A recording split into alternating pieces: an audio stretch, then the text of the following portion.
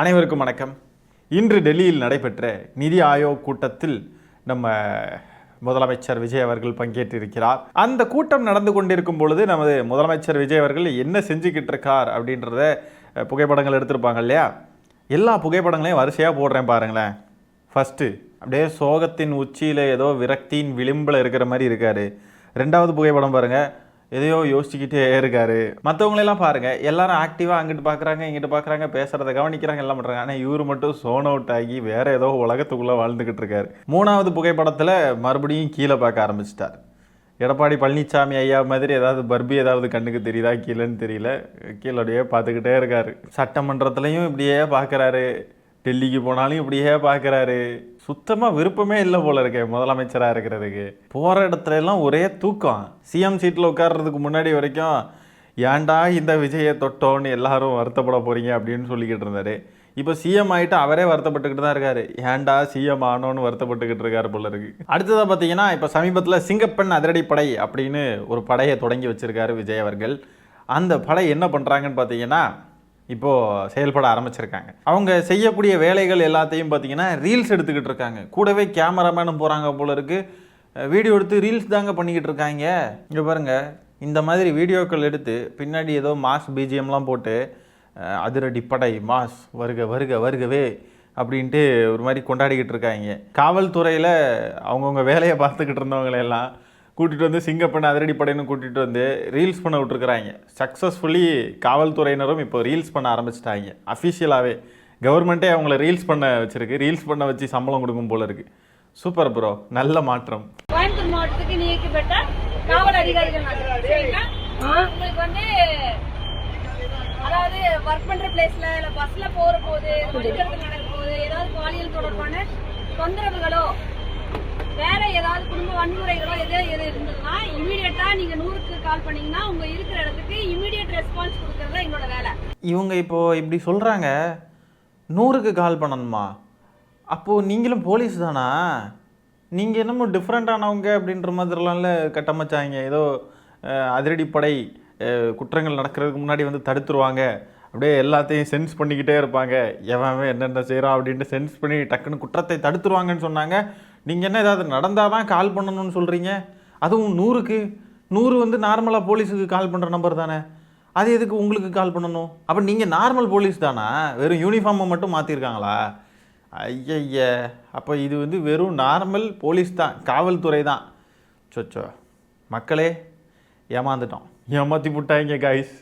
சிங்கப்பெண் அதிரடிப்படை வேறு ஒன்றும் இல்லை கைஸ், நார்மல் மகளிருக்கான காவல்துறை தான். மகளிர் போலீஸ் ஸ்டேஷன், மகளிர் காவல்துறையினர், மகளிர் காவலர்கள், அவங்க தான் யூனிஃபார்மை மட்டும் மாற்றிருக்காங்க, அவ்வளோதான், வேறு ஒன்றும் இல்லை. இதே வேலையை வந்து சிங்கப்பெண் அதிரடிப்படை தொடங்குறதுக்கு முன்னாடியும் பெண் காவலர்கள் பார்த்துக்கிட்டு தான் இருந்தாங்க. ஒரே ஒரு டிஃப்ரென்ஸ் என்ன அப்படின்னா, அப்போது ரீல்ஸ் எடுக்கலை, வீடியோ எடுக்கலை, இப்போ ரீல்ஸ் எடுத்து போடுறாங்க அஃபிஷியலாகவே, அவ்வளோதான். இந்த வீடியோ எடுத்து போடுறது அவங்களுடைய தாவேக்காவுடைய அரசியல் இதுக்காக, அதாவது அவங்களுக்கு பாசிட்டிவாக அமையணுன்றதுக்காக இப்போ ரீல்ஸ் எடுத்து போடுறாங்க அஃபிஷியலாகவே. கவர்மெண்ட் வேலையாகவே அதை ஆக்கிடுவாங்க போல். அந்த கேமராமேன், வீடியோ எடுக்கிற கேமராமேனுக்கு கவர்மெண்ட் சம்பளம் எதுவும் இருக்குமா என்னன்னு தெரியல. நார்மல் போலீஸ் மாதிரி தெரியக்கூடாது அப்படின்றதுக்காக யூனிஃபார்மே மாட்டி விட்டு சும்மா இருக்காதீங்க, எங்கேயாவது போங்க, பஸ்ஸில் ஏறி ஏதாவது பிரச்சாரம் பண்ணுங்க, ஏதாவது பேசுங்க அப்படின்னு சொல்லிட்டு கேமராமேனையும் கூடவே அனுப்பி வச்சுருக்காங்க போல இருக்கு. சிறப்பு அதிரடிப்படை, சிங்கப்பெண் சிறப்பு அதிரடிப்படை வந்து கொடுத்துருக்காங்க. உங்களுக்கு ஏதாவது பிரச்சனைனா கண்டிப்பா நீங்க வந்துட்டு 100 கால் பண்ணலாம், 1098 கால் பண்ணலாம், 181 கால் பண்ணீங்கன்னா உங்களுடைய பிரச்சனைகளை வந்து. இல்லை, இந்த சிங்கப்பெண் அதிரடிப்படைன்னு இவங்க சொல்கிறப்பவே அது ஒரு மாதிரி இருக்குது. அந்த பேரே வந்து ஒரு மாதிரி ஒரு அரசு திட்டம், ஒரு அரசு சார்ந்த ஒரு துறை, சரிங்களா? சிங்கப்பெண் அதிரடிப்படைனா என்னங்க, அது நல்லாவா இருக்குது? இப்போ மகளிர் காவல்துறையினர், பெண்கள் காவல்துறையினர், பெண்கள் காவல்துறை சிறப்பு படை அப்படின்லாம் ஏதாவது இருக்குன்னா நல்லாயிருக்கும். சிங்கப்பெண் சிறப்பு அதிரடிப்படை, அது அந்த சிங்கப்பெண்ணுன்றது அவர் நடித்த அந்த பிகில் படத்தோட அந்த பாடலில் வரக்கூடிய அந்த பேர் தானே, சிங்கம் ப்ளஸ் பெண், சிங்கப்பெண். இதே மாதிரி மீனவர்களுக்கு ஏதாவது ஒரு திட்டம் கொண்டு வர்றாருன்னா மீனவர்களுக்கான காவலன் சுறா அதிரடிப்படை அப்படின்ட்டு ஏதாவது கொண்டு வருவாங்களா? தலை நிமிர்ந்து நடங்க பார்த்திபன் திட்டம் அப்படின்னு ஏதாவது திட்டம் கொண்டு வருவாங்களா? ஆண் போலீஸுக்கு ஏதாவது திட்டம் கொண்டு வந்தாங்கன்னா சிறப்பு அதிரடிப்படை, விஜயகுமார் அதிரடிப்படை அப்படின்ட்டு ஏதாவது கொண்டு வருவாங்களா? இல்லை என்ன இது, இவர் நடித்த படத்துடைய பெயரெல்லாம் கொண்டு வந்து இது கூட சேர்த்து விட்டு ஒரு மாதிரி கிரிஞ்சு பண்ணிக்கிட்டு இருக்காரு. சிங்கப்பெண் சிறப்பு அதிரடிப்படைன்னா அது என்னது? அது பேரை பாருங்களேன், ஒரு மாதிரியாக இருக்குது கேட்குறதுக்கே. நாங்கள் சிங்கப்பெண் சிறப்பு அதிரடிப்படையிலேருந்து பேசுகிறோம் இப்படி சொல்கிறதுக்கே ஒரு மாதிரி இருக்கும் அவங்களுக்கே. அந்த பேரை தயவு செஞ்சு மாற்றுங்க. பெண்களுக்கான சிறப்பு அதிரடிப்படை அப்படின்ற மாதிரி ஏதாவது சொன்னால் நல்லாயிருக்கும். அரசாங்க நிகழ்ச்சியில் போய் இவர் பாருங்கள், இவர் ஏற்கனவே இந்த அவருடைய திட்டங்கள்லாம் அறிவிக்கிற பேரில் எல்லாம் சொன்னார் பாருங்கள். தாய்மாமன் தங்க மோதிரம் திட்டம், அண்ணன் சீர் திட்டம், சீரோ டார்க் ஸ்பாட்ஸ் திட்டம், அன்னபூரணி சூப்பர் 6 திட்டம். அடப்பாவியெல்லாம் என்னடா இது பேரெல்லாம்? தமிழ்நாட்டையே கிரிஞ்சு நாடா மாற்றிடுவார் போல இருக்கு கைஸ். இந்த பேரை வெளி மாநிலங்களில் போய் சொல்லி இந்த பேர் எங்கேருந்து வந்துச்சு, சிங்கப்பெண் அப்படின்ற பேர் எங்கேருந்து வந்தது அப்படின்றதெல்லாம் வெளி மாநிலங்களில் போய் சொன்னாக்க, என்ன இது இப்படி ஒரு படத்தில் உள்ள ஒரு பாடலுடைய பேரா இது, ஐயையும் வேற நல்ல பேரை வைக்க தெரியாதா அப்படின்னு தான் கேட்பாங்க. என்னைய மாதிரி இந்த சிங்கப்பெண் சிறப்பு அதிரடிப்படைன்றது ஒரு மாதிரி கிரிஞ்சியாக ஃபீல் ஆகுதுன்ட்டு யாருக்கெல்லாம் தோணுதுன்னு கமெண்ட்ஸில் பதிவு பண்ணுங்க. எனக்கு மட்டும் தான் அப்படி ஃபீல் ஆகுதா? ஏதோ சினிமாத்தனமாகவே ஏதோ நடக்கிற மாதிரி தான் இருக்குது. ஆக்சுவலாக மக்களுக்கான ஒரு படை அப்படின்ற மாதிரி எனக்கு இது ஃபீல் ஆகலை. பேரும் சினிமாத்தனமாக தான் இருக்குது, சிங்கப்பெண் சிறப்பு அதிரடிப்படை. அவங்க செயல்பாடுகளையும் பாருங்கள், இப்போது ஆரம்பித்து 2 நாளில் ரீல்ஸ் தான் பண்ணிக்கிட்டு இருக்காங்க. நாங்கள் சிறப்பு அதிரடிப்படையிலேருந்து வந்திருக்கோம், உங்களுக்கு ஏதாவது பிரச்சனைனா சொல்லுங்கள். அங்கே எவ்வளோ பிரச்சனை நடந்துக்கிட்டு இருக்குது. தூத்துக்குடியிலலாம் அவ்வளோ பிரச்சனை, நம்ம அதை 2வது பேசுவோம். பெண்களுக்கு எவ்வளோ பிரச்சனைகள் நடந்துக்கிட்டு இருக்கு, அதெல்லாம் இவங்க கண்ணுக்கு தெரியாத போல இருக்குது. நார்மலாக போலீஸுக்கு எப்படி கூப்பிடணுமோ அதே நம்பரில் தான் இவங்களுக்கும் கூப்பிடணுமா? அதுக்கு இந்த திட்டம் எதுக்கு? இது என்ன டிஃப்ரெண்ட்டாக எதுவுமே இல்லை இந்த திட்டத்தில். சினிமாத்தனத்தை காவல்துறையில் காட்டணும், அதை வச்சு ஏதாவது மாஸ் பண்ணணுன்றதுக்காகவே இந்த திட்டத்தை உருவாக்குன மாதிரி தான் இருக்குது. நீங்கள் வேணால் பாருங்கள், ஏதாவது ஒரு இன்சிடெண்ட்டில் இந்த சிங்கப்பெண் அதிரடிப்படையை சார்ந்தவங்க போய் ஏதாவது ஒரு ஆக்ஷன் எடுக்கிறாங்க இல்லை ஏதோ ஒன்று செய்கிறாங்கன்னா, அதுக்கு பயங்கரமாக பிஜிஎம்லாம் போட்டு மாஸ் பண்ணி அதை என்னமோ பண்ணி அப்படிலாம் போடுவாங்க. அதுதான் நடக்கும், வேணால் பாருங்களேன். இதுவே நார்மலான பெண் காவலர்களாக இருக்கும் பொழுது அதே இன்சிடெண்ட்டாக அவங்க அணுகிறப்போ பெருசாக இந்த மாதிரி வீடியோலாம் எடுத்து மாஸ் பிஜிஎம்லாம் இருந்திருக்காது. இப்போது டிஃப்ரென்ஸ் என்னென்னா, பிஜிஎம் போட்டு மாஸாக ரீல்ஸ் போட்டு அதை பரப்புறது தான் இந்த சிங்கப்பெண் அதிரடிப்படை அப்படின்ற இந்த திட்டத்துடைய நோக்கமே, வேறு ஒன்றும் கிடையாது. தாவேக்கா ஆட்சியில் காவல்துறை கொஞ்சம் டிஃப்ரெண்ட்டாக செயல்பட்டுருக்கு பாருங்கள், அப்படியே மாஸாக செயல்பட்டுருக்கு பாருங்கள், அப்படியே எப்படி பண்ணியிருக்காங்க பாருங்கள், அப்படி பண்ணுறாங்க பாருங்கள், இப்படி பண்ணுறாங்க பாருங்கன்னு சொல்கிறதுக்காக மட்டுமே தான் இது ஒரு ரீல்ஸ் அதிரடிப்படை அப்படின்னு தான் நம்ம சொல்ல வேண்டியது இருக்குது. ரீல்ஸுக்காக உருவாக்கப்பட்ட ஒரு திட்டம். கடைசியில் காவல்துறையில் வேலை பார்த்துக்கிட்டு இருந்தவங்களையும் ரீல்ஸ் எடுக்க வச்சுட்டாங்க. இந்த பெருமையெல்லாம் பொட்டு மாமாவையே சேரும். இப்போ இந்த தூத்துக்குடி ஸ்ரீவைகுண்டம் விஷயத்துக்கு வருவான். அந்த பெண்மணி ரொம்ப நாளாக பேசிக்கிட்டு இருக்காங்க, ரொம்ப நாளாக மீடியாவில் பேசுகிறாங்க, அவங்க கோரிக்கையை வச்சுக்கிட்டே இருக்காங்க இந்த அரசுக்கிட்ட. இன்ஃபேக்ட் அவங்க ஒரு விஜய் ரசிகை. அந்த பெண்மணியை காரில் கூட்டிக்கிட்டு போய் தாவேக்காவை சேர்ந்த 2 நிர்வாகிகள் பாலியல் ரீதியாக கொடுமைப்படுத்தியிருக்காங்க. இதுக்கு துணை போயிருக்காரு தாவேக்காவுடைய எம்எல்ஏ சரவணன் அப்படின்றவர். அந்த சரவணனுக்கு அந்த 2 பேர் பாலியல் ரீதியாக துன்புறுத்தினாங்களே, அவங்க 2 பேரும் ரொம்ப நெருக்கமானவங்கன்னு சொல்லப்படுது. அவர்கிட்ட போய் இந்த பெண் முறையிட்டிருக்காங்க.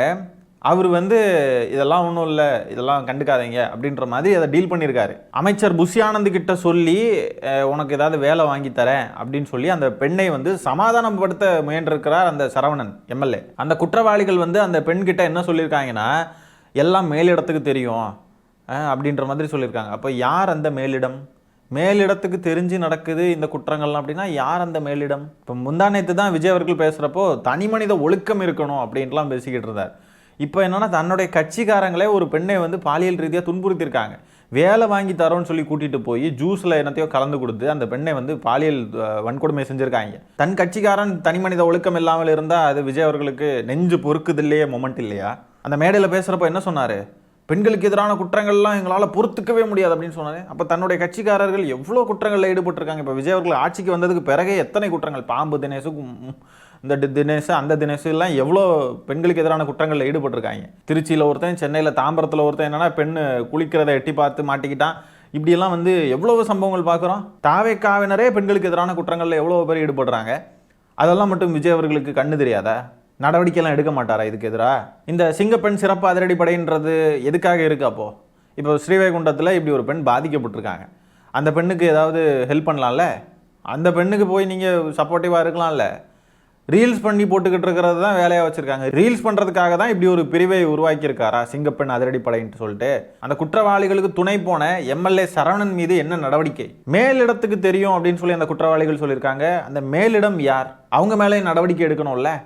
மேலிடம் யார்? மேலிடம் யார்? அந்த மேலிடம் அந்த 2 குற்றவாளிகளும் சரி, அந்த எம்எல்ஏவும் சரி, அந்த பெண்ணுடைய பலவீனத்தையும் வறுமையையும் தங்களுக்கு சாதகமாக பயன்படுத்திக்கிட்டு தானே இந்த செயல்களில் ஈடுபட்டிருக்காங்க. இவங்க மேலெல்லாம் என்ன நடவடிக்கை எடுக்கும் இந்த அரசு? அந்த எம்எல்ஏ சரவணன் வந்து மிரட்டுறார் அப்படின்னு சொல்கிறாங்க, கொலை மிரட்டல் கொடுக்குறாரு, நீ வந்து அமைதியாக இருக்கலன்னு சொன்னால் உன்னை கொன்றுவோன்னு சொல்கிறாருன்னு சொல்லிட்டு அந்த பெண் பொதுவெளியில் வந்து சொல்கிறாங்க. என்ன நடவடிக்கை எடுத்துச்சு இந்த அரசு? பிளாக் டிக்கெட் விற்றவனையும் திருட்டு பயல்களையும் முள்ள மாதிரி பயல்களையும் வேட்பாளர் சீட்டு கொடுத்து நிற்க வச்சு அவங்கள ஜெயிக்க வச்சு கையில் ஆட்சி பொறுப்பை கொடுத்துக்கிட்டு நம்ம மக்கள்லாம் கஷ்டப்படுறாங்க. கஷ்டப்படட்டு. அதுவும் விஜய் ரசிகை தான், அவங்க வேற யாரும் கிடையாது, விஜய் ரசிகையே. அவங்களுக்கு ஒரு பிரச்சனைன்றப்பவும் நம்ம தான் உட்காந்துருந்து குரல் கொடுக்க வேண்டிய நிலை. அந்த லட்சணத்தில் தான் இருக்குது இந்த ஆட்சி. கட்சிக்காரனுங்களே எதிர்த்து கேள்வி கேட்க மாட்டேங்கிறான். ஒரு பெண்ணுக்கு அநீதி நடந்திருக்கு அப்படின்னா கட்சிக்காரன் தான் கேட்கணும். விஜய் அவர்கள்கிட்ட இந்த சம்பவம் போய் சேர்ந்து இதுக்கான நடவடிக்கை எடுக்கணும். முதல்ல விஜய் அவர்களுக்கு இதெல்லாம் முதல்ல தெரியுமானே தெரியல. அவர் காதுக்கு போக கூட விட மாட்டாங்க போல, அந்த அளவுக்கு அந்த மாஃபியா அப்படி இருக்கு. ஒரு செய்தி அவரை போய் சென்று அடைகிறதே வந்து பெரிய டாஸ்கான ஒரு விஷயமா தான் இருக்கும். அந்த அளவுக்கு அந்த ரூட் மாஃபியா, அப்புறம் இந்த தாவேக்கா இக்கோ சிஸ்டமே அப்படி தான் செயல்படுது. இந்த சிங்கப்பெண் அதிரடிப்படை அப்போ எதுக்கு தான் இருக்கு? என்னத்துக்கு? அதெல்லாம் waste of time, waste of money தான். பெண் காவலர்களாகவே இருந்துருக்கலாம். அவங்களுக்கு புதுசாக ஒரு யூனிஃபார்மை கொடுத்தா அந்த யூனிஃபார்ம் வேறு கருப்பு கலர்.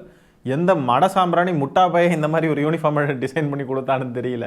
ஆகவே இந்த காணொலியில் நம்ம பேசியிருக்கிற விஷயங்களை பற்றி நீங்கள் என்ன நினைக்கிறீங்கன்றதை கமெண்ட்ஸில் பதிவு பண்ணுங்கள்.